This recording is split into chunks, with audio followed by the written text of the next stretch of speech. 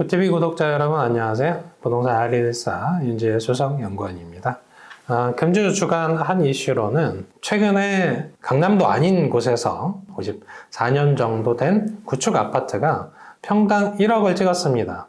그래서 이제 위치를 보니까 여의도 일대죠. 여의도 일대의 시범 아파트가 이제 평당 1억을 찍으면서 시장에 좀 이슈가 된 사항들이 있습니다. 그래서 우리가 이제 시장을 보실 때 한동안 얼죽신, 얼주가 이렇게 해서 아파트 쪽에서의 쏠림, 그리고 신축에 대한 쏠림, 이런 트렌드들을 이제 반영하고 있으면서 특히 지난해 같은 경우 신축 아파트들이 그 강남 쪽에 위치한 신축 아파트들이 평당 1억 5천, 평당 2억 이렇게 돌파를 하면서 신축 전성시대다 이렇게 보는 부분들이 있었습니다. 다만 이렇게 한쪽에 국한돼서 시장을 바라보시는 경향성에서 결국은 후행적으로 다가오는 부분들은 뭐가 있냐면, 그러면 서울이라는 그 한정된 이 토지 재원 안에서 과연 그 신축만으로 해결이 될 거냐의 이슈인 거죠.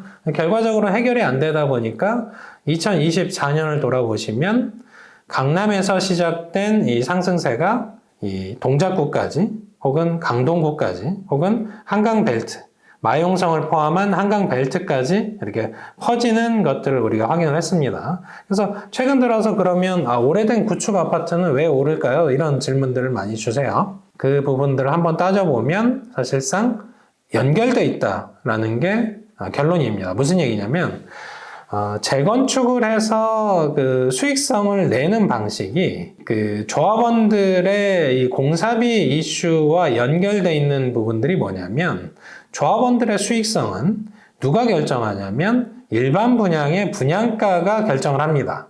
근데 이 분양가를 결정하는 요소는 주변 시세거든요. 주변 어떤 시세냐면 주변 신축 시세입니다.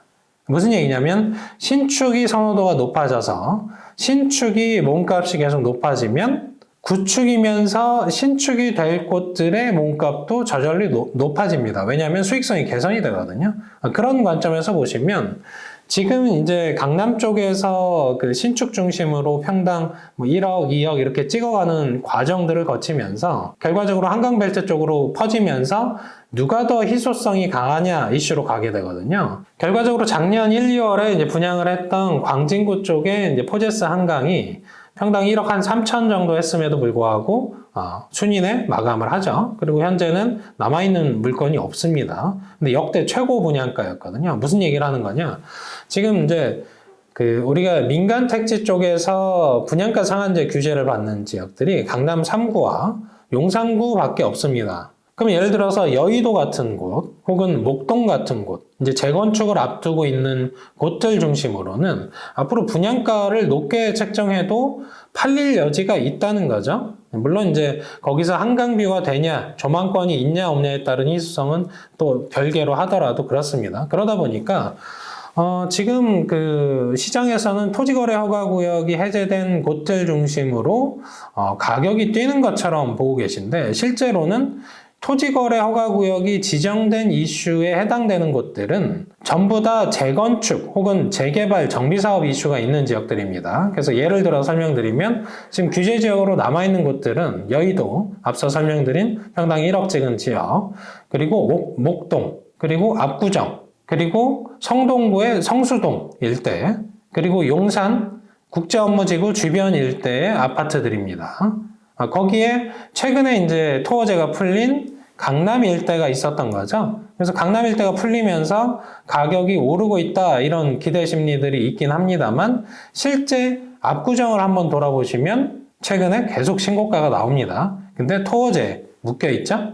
마찬가지로 여의도 쪽에서 평당 1억을 찍었는데 여기도 토어제에 묶여 있습니다. 목동 쪽도 가격이 계속 오르고 있어요. 근데 여기도 토어제에 묶여 있고요.